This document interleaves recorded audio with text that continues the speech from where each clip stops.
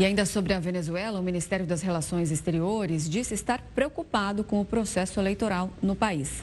Em nota, o Itamaraty diz que o bloqueio da candidatura de oposição descumpre com o acordo de garantias eleitorais.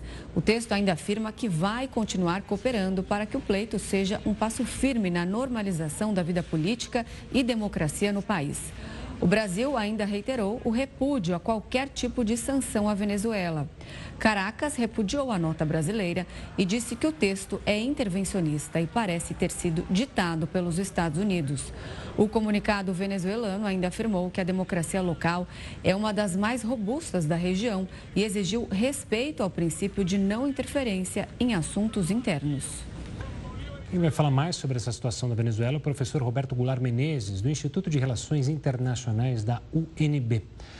Professor, uma boa noite. Eu queria começar justamente por esse último episódio, a nota do Itamaraty, a resposta do governo venezuelano. O Brasil bate, mas também fala que é contra sanções. Como é que a gente vê essa situação? É o Brasil criticando o processo ou não do que está ocorrendo hoje na Venezuela? Boa noite, Gustavo. Boa noite, Renata e todos que nos assistem. Bem, o Brasil é o país que mais tem insistido para que a Venezuela não seja isolada internacionalmente. O esforço do presidente Lula e da diplomacia brasileira foi muito grande desde janeiro de 2023. O resultado foi o Acordo de Barbados, em outubro de 2023, mediado pela Noruega, que, por parte do governo Maduro, os seus representantes, aceitaram, então, que os Estados Unidos, em troca de retirar sanções contra o país, o governo Maduro assegurasse eleições livres, transparentes e com a participação ampla da oposição, além de observadores internacionais. O fato é que o Maduro, em seguida, depois de ter assinado, portanto, o Acordo de Barbados, ele lançou-se numa aventura, mobilizou o país, que é tentar pegar 2/3 da Guiana, que é a região de Essequibo. E desde então, esses dois temas, a eleição e Essequibo, têm mobilizado o Brasil, ainda mais em relação à Venezuela.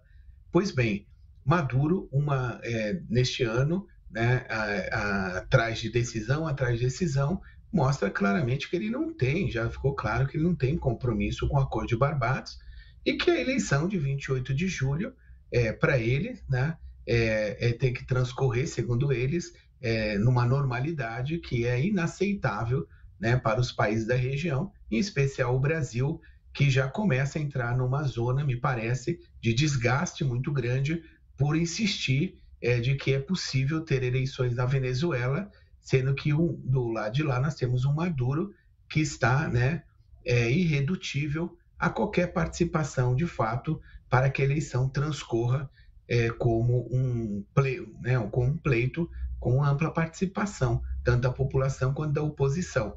E o fato é que dificilmente isso vai ocorrer, e a nota de hoje do Itamaraty já vai nessa linha, ou seja, o Brasil, tudo leva a crer, começa a desembarcar dessa estratégia que é tentar assegurar uma eleição, ou pelo menos ser parte daqueles que vão assegurar, com a pressão internacional, com o diálogo também, convencer as autoridades venezuelanas de que o melhor caminho é realizar eleições tais como aquelas que foram acertadas em Barbados em outubro do ano passado.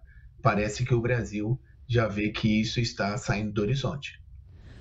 Professor, o descumprimento aí do Acordo de Barbados, há também o descumprimento do que foi acordado com Joe Biden, de que ele iria fazer eleições livres no país, ali em troca das sanções que estariam sendo diminuídas por parte dos Estados Unidos. E hoje, essa relação que ficou um pouquinho estremecida com o Brasil vai fazer com que Nicolás Maduro fique cada vez mais isolado. Daí a gente sabe que quem vai pagar o preço é a população da Venezuela. Exato, Renata. Maduro está numa linha de dobrar a aposta, como se diz. E ele, que teve sanções, parte das sanções retiradas em relação ao comércio de petróleo por parte da Venezuela, agora está colocando tudo a perder. Não há dúvida que os Estados Unidos, entendendo que a eleição de 28 de julho foi uma eleição, né, apenas, né, enfim, para fotografias, como diria, né, a gente dizia antigamente era para inglês ver, agora para os Estados Unidos ver, para o Brasil ver, enfim, que ninguém vai acreditar, de todo modo, as sanções serão mais duras, mais severas, e é claro que o governo Maduro caminha para um isolamento, não só na região, mas internacional. E com isso ele tende a cada vez mais tomar medidas hostis, né, a diferentes países.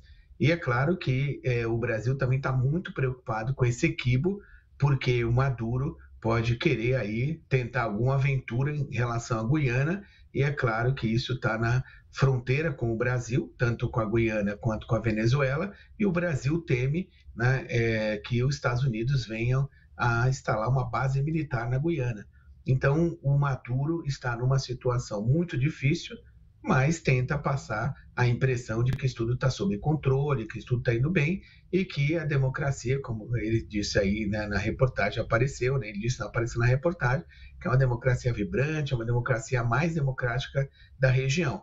Enfim, isso no dicionário Maduro, né, porque nós sabemos que o Brasil, para chegar a fazer uma nota como a de hoje do Itamaraty, a nota expressa, né, não só um receio do Brasil, uma preocupação, mas também manifesta, né, entre linhas, podemos dizer assim, que houve cobrança por parte do Brasil às autoridades venezuelanas.